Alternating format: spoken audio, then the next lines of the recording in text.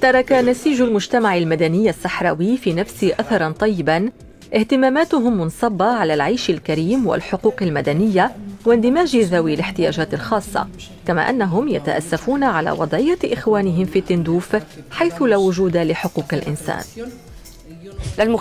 تعيش النساء في مخيمات تندوف حياة مقيدة، حياة طيعة وخانعة. ربما كان هذا اختيارهن أو ربما تم اختياره لهن من طرف الذكور. عندما تمت دعوتي لحضور حفل زفاف بالمخيمات، انتبهت إلى أن هذه ربما تكون أفضل مناسبة للحديث مع النساء، لكن مع ذلك فهن يفضلن الصمت في كل المناسبات، فقط خارج سياج المخيمات يجرؤن على الكلام. أعود مرة أخرى للتسجيل بهذه الطريقة، واخترت بعناية هذا الجدار حتى لا يعرف مكاني بالضبط. حاولت الكلام مع أناس عن الواقع الذي يعيشونه، يريدون الكلام لكن بعيداً عن عدسة الكاميرا، بل حتى أنهم يرفضون أن تسجل أصواتهم. يشعرون بالخوف لأنهم إذا تحدثوا عن الظروف التي يعيشونها سيتم حرمانهم من المساعدات وسيدفعون ثمناً جراء ذلك، وهذا العقاب لن يكون من طرف أوروبا أو الجزائر بل من طرف جبهة البوليساريو.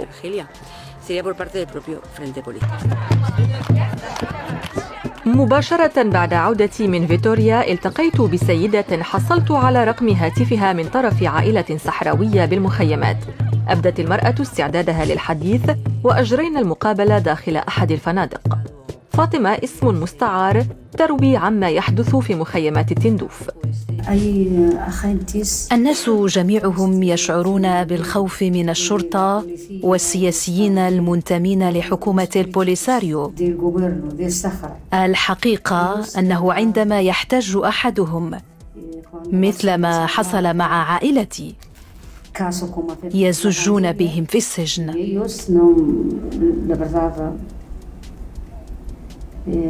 No hacen nada. Sí, voy en cárcel, يرفدوني للحبس. على كارثل. Sí. دائما نسمع في الرأي العام والناس تتكلم في الرأي العام عنهم، عن القيادة خاينة. يعملهم قاع ما قالوا الفوق هي في الحقيقة. حكومة البوليساريو لها عدة أوجه، حقيقة بالنسبة لي لها عدة أوجه. وفي مدينة العيون ما هي وضعية المرأة وكيف هي حياة النساء؟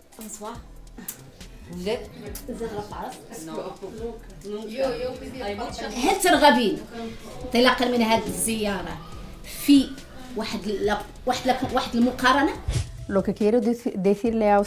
ما أريد أن أقوله لكم هو أنني أعيش بحرية، وأشدد على كلمة بحرية.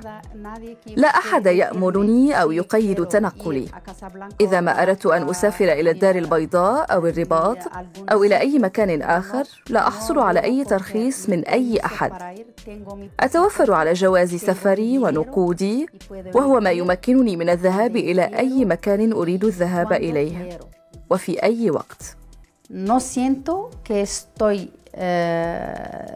estoy dentro de barreras ni nada. لا أشعر بأنني أعيش مسيجة أو شيئا من هذا القبيل. هناك الكثير من الدعاية التي تروج أن المرأة الصحراوية هنا لا يمكنها التنقل أو القيام ببعض الأمور، وهذه كلها أكاذيب.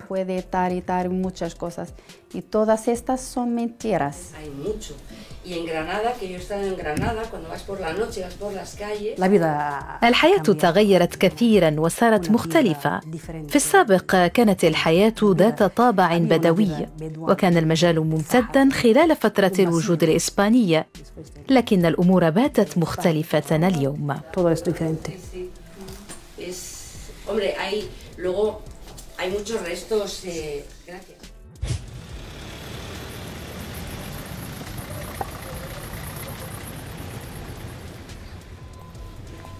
Patricia, está usted bienvenida. Gracias. Muchísimas gracias, Patricia. Muchísimas gracias. Sí.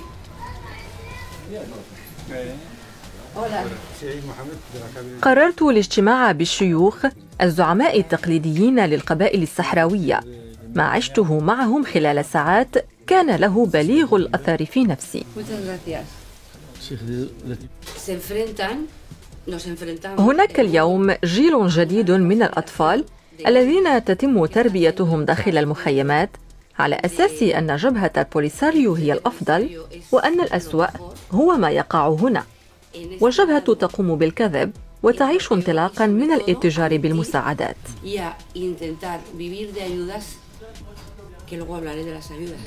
بعدما استمعوا إلى تجربتي لم يرقهم ما يقع في مخيمات اللاجئين بتندوف، بل اعتصر الألم قلوبهم. قالوا لي إنهم إخوان لنا. نحن كشيوخ قبائل صحراوية نمثل المجتمع الصحراوي التقليدي، المجتمع الصحراوي اللي بعداته أعرافه.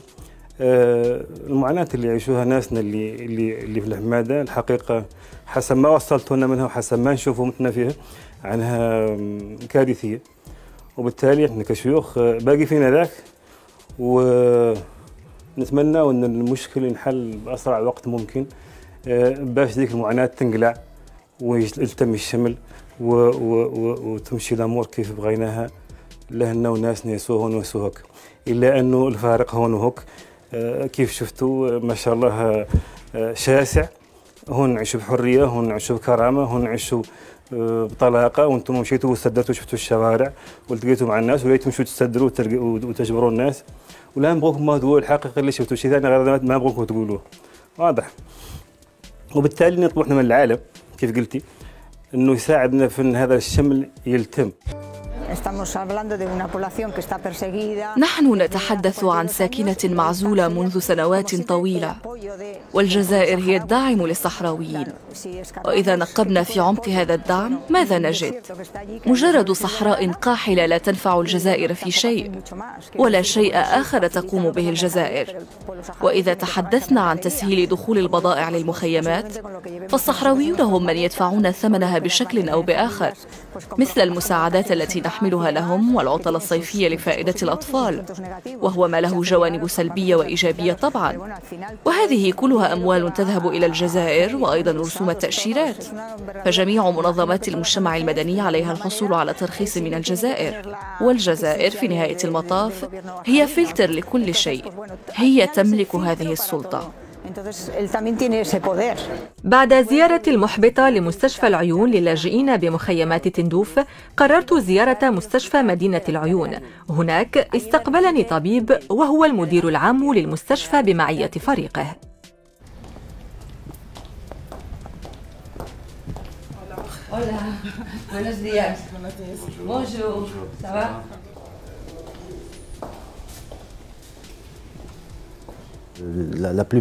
غالبية الأقاليم الجنوبية تتوفر على مستشفيات خاصة بها، بالإضافة إلى مستشفى جهوي بمدينة العيون الذي يعد مرجعيا ومتخصصا في الحالات المستعصية أو ما نسميه بالمستوى الثاني، لأننا نصنف الحالات وفق مستويات علاجية. ولدينا مشروع مستشفى جامعي وكذا جامعة لدراسة الطب التي سيتم خلقها في أفق عام 2021.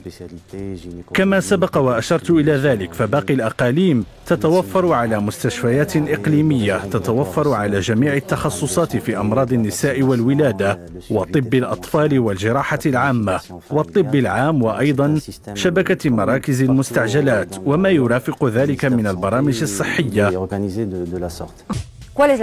ما هي الحقيقة؟ ما الذي يقع داخل مخيمات تندوف؟ من يحكم داخل المخيمات؟ الجزائريون أم جبهة البوليساريو أم هما معا؟ لماذا يتم وضع الحواجز للدخول والخروج من المنطقة؟ لماذا لم يتم بناء أي شيء طيلة 43 سنة رغم هذا الكم الهائل من المساعدات؟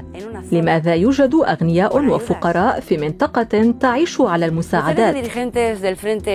نساء قياديي الجبهة يتلقون العلاج داخل المستشفيات الأوروبية، مستشفيات في الجزائر لقياديي الجبهة وأخرى للساكنة. هل هذه تجارة مبنية على المساعدات والنوايا الحسنة لبعض الناس؟ هل تاجر المنطقة المنتظم الدولي بمصير هذه الساكنة مقابل رائحة وطعم البترول.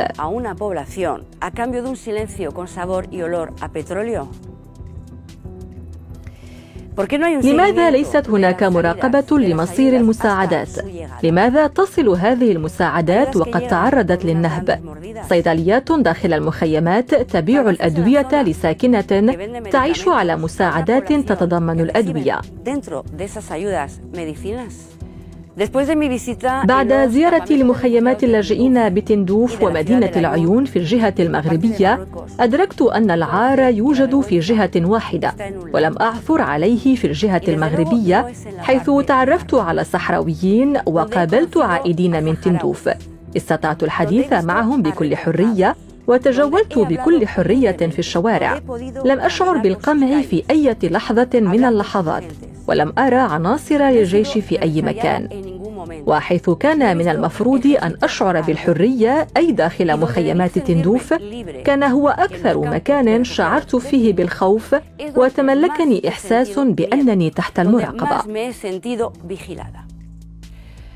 ساكنة مخيمات تندوف هم لاجئون بأقدام حافية يمشون فوق أسلاك شائكة، بينما يراكم قياديو الجبهة الثروات. أنا قمت بقطع مسافة الأصابع الأربعة التي تفصل بين الكذب والحقيقة، وهذا ما حضرته من أحداث، وهذا ما عشته.